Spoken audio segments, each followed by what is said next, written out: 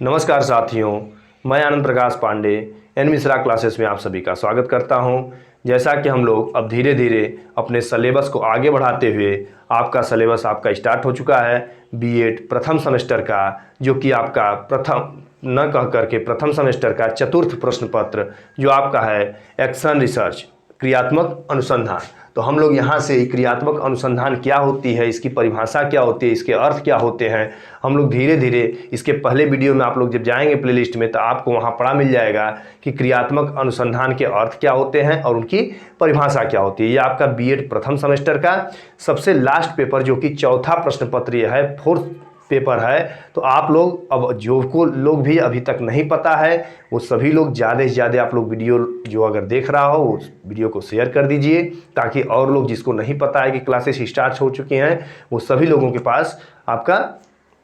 ये वीडियो चले जाए और सभी लोग को पता चल जाए कि आपकी क्लासेस स्टार्ट हो गई हैं और आप लोग अब एक सुचारू रूप से अब अध्ययन करना शुरू कर दीजिए, अपना नोट्स बनाना शुरू कर दीजिए। तो आइए हम लोग देखते हैं कि एक्शन रिसर्च आपका पहले ही वीडियो में हम आपको बता दिए हैं कि उनकी अर्थ क्या होती है, उनकी परिभाषा क्या होती है। अब आज हम लोग जानेंगे कि उनकी विशेषताएं क्या होती हैं, उनके महत्व क्या होते हैं, उनके उद्देश्य क्या होते हैं। इन टॉपिकों को हम लोग आज जानेंगे, क्योंकि आपके सिलेबस में जहाँ से दिया है वही सिलेबस हम लोग धीरे धीरे कवर करेंगे। बहुत ज़्यादा एक्स्ट्रा पढ़ने की कोई ज़रूरत नहीं है और बहुत कम भी पढ़ने की ज़रूरत नहीं है, ताकि आपको ऐसा ना हो कि 60 पढ़ लीजिए कि 60 मेथड से आप सर पढ़ा दीजिए, मैं भी 60 मेथड से पढ़ लूँ और लास्ट में एग्जाम के समय पता चले कि हमें जब 10 पन्ना भरना रहे तो हम भर ही ना पाए, हमें कुछ याद ही ना आए। ऐसा नहीं होना चाहिए। आइए हम लोग सबसे पहले देखते हैं कि इनके कैरेक्टरिस्टिक्स क्या होते हैं, इनकी विशेषता क्या होती है। क्रियात्मक अनुसंधान, देखिए क्रियात्मक अनुसंधान मैं आपको पहले भी बताया था, कल जब अर्थ आप देखेंगे इनके पहले वाले वीडियो को जब आप देखेंगे तो वहाँ पे आप देखेंगे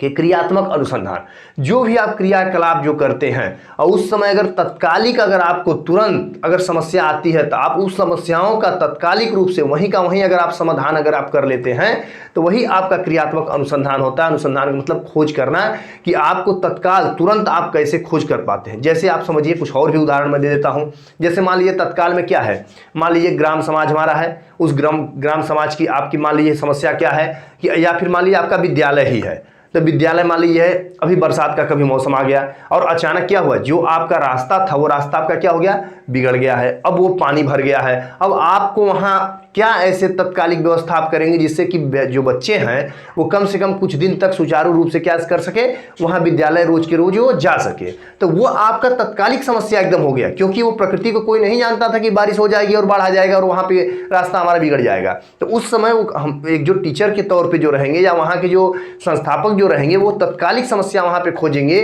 कि कुछ ऐसी व्यवस्था यहां पे कर दी जाए जिससे कि हमारा पानी यहां से कुछ निकल जाए, या कुछ अलग तरीके से मैं रास्ता कहीं से ढूंढ लूं जिससे कि क्या हो जाए, बच्चे आना जाना उनका कहीं पठन पाठन उनका न परेशान हो, वो बच्चे अपना पठन पाठन वो सुचारू रूप से कर सके। तो ऐसी वो तत्काल रूप से वही व्यवस्था वो सोचेंगे और सोच करके उस व्यवस्था का निदान कर देंगे। हल्का फुल्का मिट्टी वहां बिछवा देंगे और कुछ ऐसी व्यवस्थाएं ईंट उस पर और बिछवा देंगे, कुछ ऐसे जिससे कि बच्चे जा सके वहां पे। तो ये आपका रहा तत्कालिक समस्या। तो जो तत्कालिक समस्या का समाधान अगर तत्काल रूप से अगर कर दिया जाए वो आपका क्रियात्मक अनुसंधान था। आज हम लोग इनके विशेषता को जानेंगे, बहुत ज्यादा समय न लेते हुए आप पिछले वीडियो में जाएंगे तो इस चीज को आप समझ जाएंगे कि क्रियात्मक अनुसंधान क्या होता है। तो इनकी विशेषता क्या है, कैरेक्टरिस्टिक्स क्या है, इसमें हम सबसे पहला ही इनकी विशेषता अगर हम देखें तो देखिए यहाँ पे दिया गया है कि क्रियात्मक अनुसंधान का अभिकल्प लचीला एवं परिवर्तनीय होता है। कहने का मतलब कि जो क्रियात्मक अनुसंधान है इसमें जब चाहे ये लचीला होता है, अगर हम इसको चाहें तो इसको बदल सकते हैं तत्काल रूप से। अभी पता चला कोई और सुझाव देके गया कुछ और, लेकिन अगर मुझे समझ में आया कि उनसे भी अच्छा बेहतर सुझाव तत्काल रूप से कोई और टीचर दे दिया तो हम तुरंत उसकी बात को क्या करेंगे, तुरंत और बदल देंगे। जैसे बच्चे अचानक क्या हुआ, आप लेक्चर मेथड से पढ़ा रहे हैं, बच्चे क्लास में परेशान आपको कर दिए, तो आप परेशान कर दिए तो आपको उस समय तत्काल की सुविधा तत्काल की व्यवस्था आपको क्या करनी होगी कि मैं तुरंत उन बच्चों से प्रश्न पूछ लूं, या तुरंत अगर आपको तत्काल दिमाग में क्या आ गया, किसी बच्चे को आप खड़ा करा दिए पहले तो वो बच्चा वहीं पे जब आप अलग अलग जब तत्काल रूप से जब आपकी समस्याएं जो आपकी बनी एक टीचर की और वो तत्काल रूप से वहीं निदान करने का प्रयास करता है, तो वही समस्या जो आपका समाधान जो आप करते हैं यहाँ पे कहा जा रहा है कि और अलग अलग ये लचीला होता है, ये परिवर्तनीय होता है। अभी आप बच्चे को खड़ा करा सकते हैं, प्रश्न पूछ सकते हैं, बच्चे को अभी बोर्ड पे ला दीजिए, बोर्ड पे कह दीजिए इस क्वेश्चन का आंसर बताओ। इस अलग अलग विधियों के माध्यम से, अलग अलग प्रविधियों के माध्यम से उन बच्चों को आप उस समस्या को, अलग अलग तत्कालिक समस्या को आप कई तरह से उसको बदल सकते हैं। और कई तरह से बच्चे को आप, पता चला एक बार क्वेश्चन पूछे फिर भी बच्चा नहीं मान रहा है, और बच्चे को लगेगा हमसे थोड़ी पूछे सर तो बस एक ही बच्चे से पूछे थे तो हमें क्या दिक्कत है, वो अपने आप को खड़ा होकर और लोग हल्ला करने लगेंगे। आप ऐसी परिस्थिति में करिए क्या, 2-4-5 बच्चों से आप उठा करके क्वेश्चन पूछ दीजिए डायरेक्ट उससे भी, और आप थोड़ा सा उनको डराने के लिए आप उनको डराइए नहीं, वहां तत्कालिक आप समस्या का निदान कर रहे हैं। उन बच्चों को पढ़ाने के लिए 2-3 बच्चों को आप बुला करके बोर्ड पे लेके चले आइए, आप उनको लेके आइए, कहिए आप इसका आंसर बताइए, कुछ थोड़े से हार्ड क्वेश्चन दे दीजिए, वहीं बच्चे क्या हो जाएंगे, शांत हो जाएंगे, वहीं बच्चों को पढ़ने में रुचि आने लगेगी। कुछ बच्चे जो मतलब आप अगर लेक्चर मेथड का प्रयोग कर रहे हैं उससे आप अलग अलग क्वेश्चनों का प्रयोग कर लीजिए, जिससे कि बच्चे क्या हो जाए, आपको सुनने के लिए आपको तत्पर हो जाए। आप बोर्ड पे थोड़ी कुछ मैटर लिख दीजिए जो आप सिर्फ बोल रहे थे, तो जो ही आप बोर्ड पे अगर कोई मैटर आप लिखने लगेंगे, कोई फिगर आप बनाने लगेंगे, बच्चा एकाग्रचित होकर के आपको देखने लगेगा। तो ये अलग अलग परिवर्तनीय होता है और यह बहुत लचीला होता है, यह क्रियात्मक अनुसंधान। आगे देखिए दूसरा पॉइंट क्या कह रहा है कि क्रियात्मक अनुसंधान में समय, जो आपका समय मतलब तत्काल में अगर कोई चीज़ आप खोज रहे हैं तो आपका समय भी इसमें बचेगा। पैसा रुपया इसमें कोई ऐसा नहीं है कि बहुत ज़्यादा आपको रुपए की जरूरत पड़ती है, बहुत ज़्यादा आपको धन की जरूरत पड़ती है कि आप धन बहुत ज़्यादा खर्च करेंगे तब आप उस खोज कर पाएंगे किसी चीज़ की, तब आप उसका निदान कर पाएंगे। नहीं, आपका ये तत्कालिक व्यवस्था है, आप फ्री में इसका काम कर सकते हैं। अगर फ्री में नहीं कर सकते तो बहुत तत्काल मतलब कम से कम व्यवस्था में आप इसके बहुत कम श्रम मतलब परिश्रम भी आपको बहुत ज़्यादा नहीं करना पड़ता है। आप कुछ कम समय में, कम रुपए में, कम धन में आप तत्काल की व्यवस्था आप कर सकते हैं। जैसे बाढ़ आ गई थी तो बाढ़ के लिए आप क्या किए, तत्कालिक व्यवस्था, कुछ वहाँ पे मिट्टी या कुछ वहाँ पे अलग से ईंट आप वहाँ बिछवा दिए, तत्काल के लिए वो सुविधा हो गई, थोड़ा सा आने जाने का रास्ता अच्छा बन गया। तो ये तत्कालिक व्यवस्था होती है जिसमें कि कम समय, कम व्यय और कम श्रम बहुत ही कम लगता है। इसमें सब कुछ कम मात्रा में ही आपका काम हो जाता है। अगला देखिए तीसरा पॉइंट क्या है, क्रियात्मक अनुसंधान। जो क्रियात्मक अनुसंधान है यह ब्लूम के अनुसार इनके 2 कार्य होते हैं। जो हमारे ब्लूम जो थे उनके अनुसार इन्होंने बताया कि यह 2 प्रकार के होते हैं। कौन कौन से, निदानात्मक, उपचारात्मक। ध्यान से समझिए, निदानात्मक का मतलब क्या होता है और उपचारात्मक का मतलब क्या होता है, और क्रियात्मक अनुसंधान में इसकी क्या है। तो सबसे पहले जब बच्चे, जब आपके मान लीजिए क्लास कक्ष में अगर हल्ला करना शुरू कर दिए, शोर करना शुरू कर दिए, तो जब बच्चा जब शोर करना शुरू किया तो आप क्या करेंगे उस समय, आपका सबसे पहले उन बच्चों को निदान का मतलब कि आप पहले उनको समझने का प्रयास करेंगे, पहले उनके बारे में आप जानने का प्रयास करेंगे। बच्चा हल्ला क्यों कर रहा है, बच्चे शोर क्यों कर रहे हैं, क्या ऐसा कारण है जिसके कारण कि बच्चा शोर करना शुरू कर दिया, मेरे पढ़ाने में ऐसी कौन सी कमी आ गई जिसके कारण कि बच्चा मुझे सुनते सुनते, मेरे पढ़ते पढ़ते और बच्चा शोर करना शुरू कर दिया और मेरी बातों को सुनना बंद कर दिया। तो सबसे पहले मैं उनका निदान करूंगा, मैं उनको बारे में जानने का प्रयास मैं करूंगा कि वो बच्चा क्यों शोर करना शुरू किया। तो जब आप किसी चीज को जब जानने का प्रयास करते हैं, उनमें खोज करने का प्रयास करते हैं, वो आपका होता है निदानात्मक। और जब आप निदान उनका जब कर लिए, जब आप जान गए कि वो बच्चा शोर क्यों कर रहा था, तब आप उसके अनुसार उनका उपचार करेंगे। किसी बच्चे को उठा के उनसे प्रश्न पूछेंगे, किसी बच्चों से अलग अलग माध्यम से आप पूछेंगे, 2-3 बच्चों को आप खड़ा करा देंगे। तो इससे बच्चों में थोड़ा सा ये बनेगा कि अब आपको ध्यान देंगे, आप बोर्ड पे फिगर बनाएंगे, आप बोर्ड पे कुछ मैटर लिखना शुरू कर देंगे, जिससे कि बच्चा एकाग्रचित होकर के आपको बोर्ड पे देखने के लिए वो तत्पर हो जाएगा और फिर से अपनी सक्रियता के साथ, फिर से अपनी जागरूकता के साथ वो बच्चा सक्रिय रूप अपना भूमिका निभाएगा और पढ़ने के लिए फिर से वो प्रेरित हो जाएगा। तो कहा जा रहा है कि पहले आप निदान करेंगे तब आप उपचार करेंगे। यह आपका क्रियात्मक अनुसंधान है। तत्कालिक, वही तत्काल की व्यवस्था, हर जगह आप एक चीज जानिए कि आपकी जो समस्या बनेगी वो आपको तत्काल रूप में, कम समय में, कम धन खर्च में आप उसकी व्यवस्था आपको करना है। आगे आइए, चौथी परिस्थिति आपकी क्या है, विशेषता क्या है कि किसी भी दी हुई परिस्थिति में, आपकी कैसी भी परिस्थिति हो, आप ये नहीं कह सकते हैं या मैं हूं तो मैं ये नहीं कह सकता हूं। जैसे आपका मुझे क्लास लेना है, आपका बीएड प्रथम सेमेस्टर का मैं चौथा पेपर पढ़ा रहा हूं, तो आपका अगर पेपर अचानक आ जाए तो मैं ये नहीं कह सकता हूं कि नहीं मैं आपकी क्लास नहीं ले सकता हूं, मेरी ये समस्या हो गई, मेरा स्टैंड टूट गया, ऐसी कोई समस्या नहीं। मैं फिर भी प्रयास करूंगा, प्रयास करना चाहिए उस समय तत्काल समस्या में कि आपकी क्लासेस क्या हो, पूरी हो सके और आपको पूरा का पूरा सिलेबस पढ़ाया जा सके। तो आपकी जिस भी परिस्थिति में, जैसा भी आपकी परिस्थिति हो, परिस्थिति में कार्य एवं निर्णयों की, जो भी आपका कार्य है उनके निर्णय को आपको निर्णय लेना पड़ेगा और उनकी गुणवत्ता को सुधारना ही क्रियात्मक अनुसंधान है कि आप उनकी अपनी गुणवत्ता के अनुसार उनके कार्य को, जो भी कार्य है उसको आप उसी जैसी भी आपकी परिस्थिति हो, आपके पास सुविधा नहीं हो, आपके पास कोई चीज़ नहीं है, आपका अचानक अगर पेपर आ गया तो आपको पढ़ना ही पड़ेगा। आप ये मेरे भरोसे ही नहीं रह जाएंगे कि नहीं मुझे सर यूट्यूब पे पढ़ाएंगे तभी, नहीं, आपके पास उस समय तत्काल की व्यवस्था। जैसे लोग क्या करते हैं मैक्सिमम लोग कि साल भर तो पढ़ते नहीं,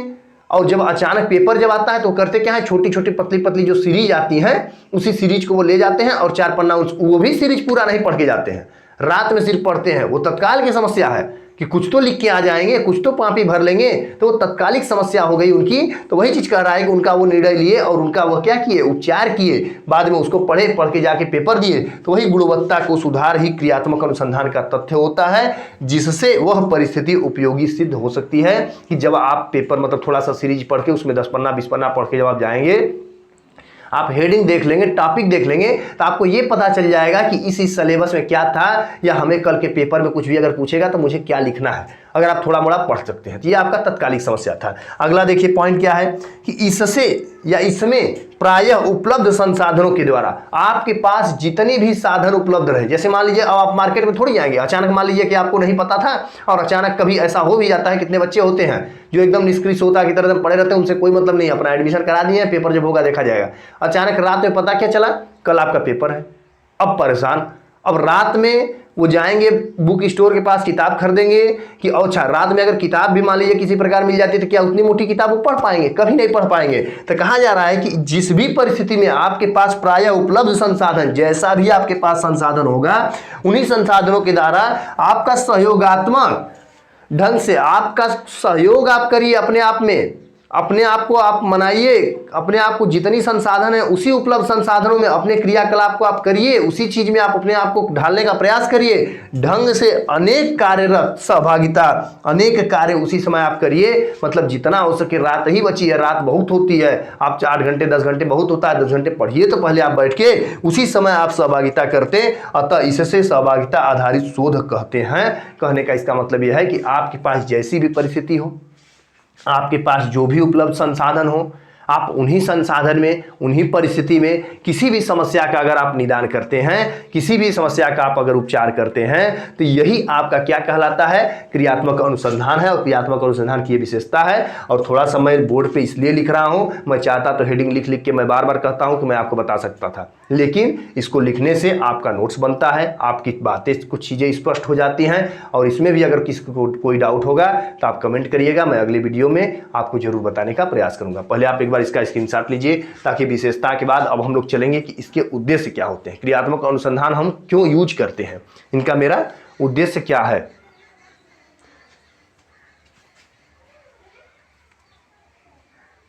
समझ रहे हैं कि आप लोग स्क्रीनशॉट ले लिए होंगे। अब इसके बाद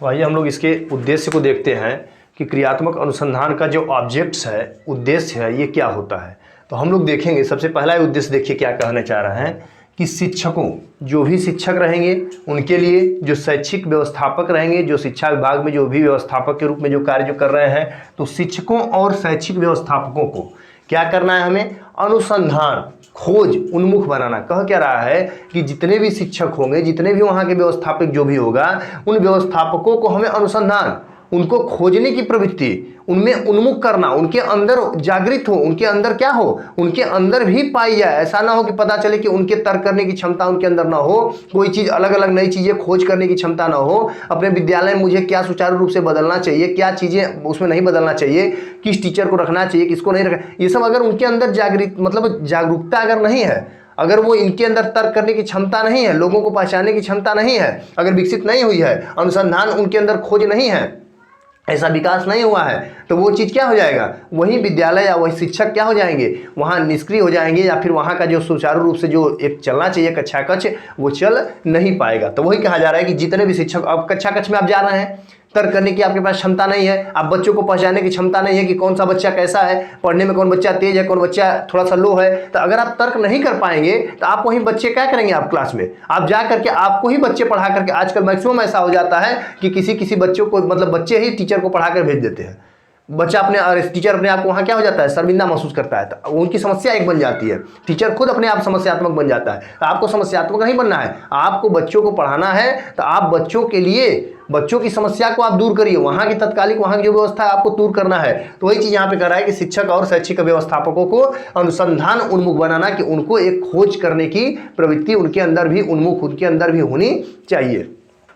दूसरा देखिए क्या कह रहा है कि अनुसंधानकर्ताओं में समस्याओं का समाधान, जो अनुसंधान करता है, जो खोज करता है, जो खोज करने वाले हैं, उनके अंदर भी उनमें कर्ताओं में समस्याओं का समाधान, उनकी भी जो समस्या होगी उस समस्या का वो समाधान करेंगे। और करने के लिए उनका आवश्यक है, उनको भी आवश्यक है कि उनके अंदर आत्मविश्वास और अनुसंधान करने की क्षमता को विकसित करना। कह क्या रहा है कि एक टीचर अगर है, वो पढ़ा रहा है, वो बहुत अच्छा मान लीजिए अगर वो पढ़ाता है, लेकिन फिर भी उसको बहुत ज़्यादा अगर नॉलेज है, लेकिन उसका अगर आत्मविश्वास वो क्या हो जाए, अगर उसका आत्मविश्वास अगर आत्मविश्वास उसका अगर टूट जाता है, या उसको अगर ये लगने लगता है कि मैं तो नहीं पढ़ा सकता हूँ, या मैं किसी बच्चे को नहीं समझा सकता हूँ, तो उसका जब आत्मविश्वास अगर टूट जाएगा तो कितना भी अच्छा पढ़ाने वाला होगा, कितना भी विद्वान होगा, फिर भी वो कक्षा में पढ़ा नहीं पाएगा। वो जाएगा तो उसका पैर हाथ उसका कांपेगा ही और वो परेशान हो जाएगा। तो कहा जा रहा है कि अनुसंधानकर्ता जो भी खोजकर्ता होते हैं, जो भी अनुसंधानकर्ता होते हैं, उनमें समस्याओं का समाधान करने कि किसी भी समस्या, क्योंकि आप अगर कक्षा में जाते हैं या किसी भी अपने दैनिक जीवन में कोई भी समस्या आपकी आती है, तो उस समस्या को आप क्या करते हैं, उसका निदान पहले करते हैं, निदान करके उसका उपचार करते हैं। तो उन समस्याओं का समाधान करने के लिए वो आवश्यक होता है कि उनके अंदर भी आत्मविश्वास और अनुसंधान करने की क्षमता उनके अंदर विकसित हो, उनके अंदर भी होनी चाहिए। अगला देखिए पॉइंट क्या है, तीसरा पॉइंट,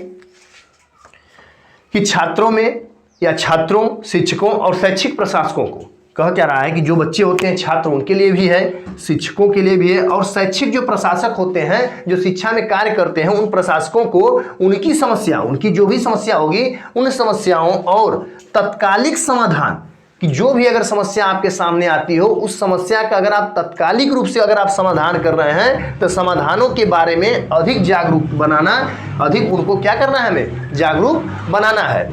तो वही चीज़ कह रहा है कि कोई भी अगर आप, तो उनको हमें क्या करना है कि उनके बारे में अधिक जागरूक बनाना। क्या कहना चाह रहा है कि जो भी छात्र होंगे, छात्र को भी जागरूक रहना चाहिए, शिक्षक को भी मुझे जागरूक बनाना है, और जो भी शैक्षिक प्रशासक होंगे उनकी भी, इन तीनों में से किसी की भी अगर समस्या है, तो उन समस्या को या उन समस्याओं को तत्कालिक समाधान के बारे में, उनका तत्काल रूप में, तत्कालिक वहां पे हम समस्या करेंगे, और उस समस्या को तत्काल रूप से उनकी समस्या को समाधान करने के लिए हमें क्या होना होगा, उनसे भी अधिक जागरूक होना होगा। जैसे अगर बच्चों की अगर समस्या है, तो टीचर को क्या है, जागरूक बनना होगा, अधिक उनसे ज़्यादा जागरूक वो रहेंगे, उनकी समस्या, तत्कालिक समस्या को समाधान करेंगे एक टीचर। और मान लीजिए अगर टीचर की समस्या हो गई, तो वहाँ के जो व्यवस्थापक होंगे, जो संस्थापक होंगे, उनको उस टीचर की समस्या को वो दूर करेंगे। तो ये अलग अलग पूरी व्यवस्था बनी हुई है कि किसी की अगर समस्या होती है तो उस समस्या को वो निदान करेंगे। जैसे मान लीजिए आपका ग्राम का कोई समस्या है, आपके नाली की कोई समस्या है, सड़क की कोई समस्या है, तो अगर उसकी समस्या है तो आप किसके पास जाते हैं, अपने ग्राम प्रधान के पास जाते हैं कि मेरी ये समस्या है और यहाँ की व्यवस्था आप करिए। तो आप उसी तरह, अब मान लीजिए कोई अगर आपका जिला में कोई कार्य है, आपका मान लीजिए कोई कोर्ट में कार्य है, तो जो भी आपका समस्या है, आप अलग अलग आपका व्यवधान बनाया गया है और आप अपनी समस्या लेकर के वहाँ उनके पास जाते हैं, अपनी व्यवस्था अपनी। तो वो लोग भी क्या करते हैं, तो वो आपका व्यवस्था, जो भी आपकी प्रॉब्लम होगी, जो आपकी समस्या होगी, उस समस्या का निदान तो तुरंत तो कर नहीं देंगे, तो वो तत्कालिक व्यवस्था के लिए कुछ ना कुछ कार्य कर देते हैं। जैसे कुछ लोग क्या करते हैं, अपने आपस में बहुत ज़्यादा मारपीट कर लेते हैं, तो जब अधिक उनकी समस्या बढ़ जाती है तो पुलिस क्या करती है, आ करके तत्कालिक व्यवस्था ये कर देती है कि ठीक है भाई, समझौता करा देती है, बाद में अपना जो चलेगा केस वो अलग की बात है। तो समझने का इसका मतलब ये है, इनका उद्देश्य ये है कि आपका जो भी समस्या होगा तत्काल रूप से वहीं पे आपको जागरूक होना रहेगा, और तत्काल रूप में आपकी थोड़ी सी समस्या आपकी मदद कर दी जाएगी, और बाकी की काम आप बाद में अपना करते रहेंगे। तो ये तत्कालिक समस्या है क्रियात्मक अनुसंधान की एक्शन रिसर्च। आप जो क्रियाकलाप कर रहे हैं, उस क्रियाकलाप में तत्काल रूप में जो आपकी समस्या थोड़ी मोड़ी है, उसको आपको तुरंत वहीं पर आप उसका निदान करिए और उपचार वहीं पर उनका कर दीजिए। अगला देखिए क्या कहना चाह रहा है, इनका उद्देश्य क्या है कि विद्यालय और शैक्षिक कर्मियों, जो आपका विद्यालय है और जो उसमें शैक्षिक कर्मी है, शिक्षा देने वाले शैक्षिक कर्मियों को अधिक सहकारी और लोकतांत्रिक बनाना, कि वो लोकतांत्रिक बने, एकदम खुला वातावरण, अपने आप को स्वच्छ रूप में वो सोच सके। वो लोकतंत्र का मतलब क्या है कि अपने द्वारा स्वैच्छिक रूप से आप चुनाव कर सकें। ऐसा नहीं कि आप पे कोई दबाव हो कि नहीं, आपको बच्चे को ऐसे समझाना है, आपको बच्चे को ऐसे पढ़ाना। नहीं, आप स्वच्छ हैं, आप बच्चे की समस्या को आप खुद से समाधान कर सकते हैं, आप पढ़ा सकते हैं कक्षा कक्ष में। तो कह रहा है कि अधिक सहकारी और लोकतांत्रिक उनको बनाया जाए। अगला देखिए क्या है कि प्रभावशाली शिक्षण, जो आपका शिक्षण आप अगर कर रहे हैं तो वो प्रभावशाली होना चाहिए एवं अधिगम के लिए विद्यालय के जो वातावरण है वह अधिक अनुकूल बनाना। कि आप ऐसा वातावरण बनाइए, ऐसा विद्यालयी वातावरण बनाइए कि आपका जो भी शिक्षण हो,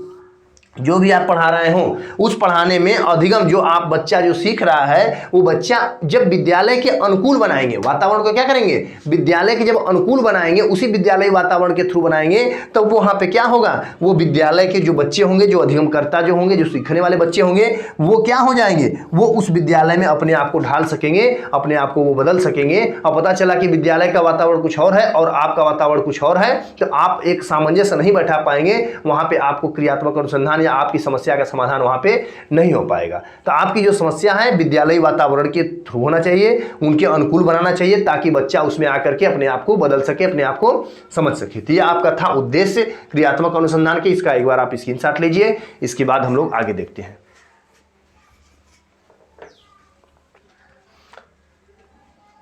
तो हम समझ रहे हैं कि आप लोग स्क्रीनशॉट ले लिए। आइए इसके बाद हम लोग आगे देखते हैं।